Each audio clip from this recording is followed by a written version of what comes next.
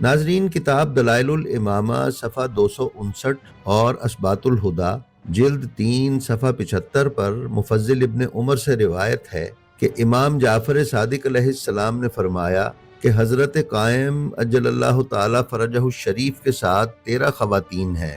میں نے عرض کیا وہ کیا کریں گی اور ان کا کیا کردار ہوگا؟ تو آپ نے فرمایا زخمیوں کا علاج اور بیماروں کی تیمارداری کریں گی، جس طرح رسول اللہ کے ہمراہ تھیں۔ میں نے کہا ان 13 عورتوں کا نام بتائیے۔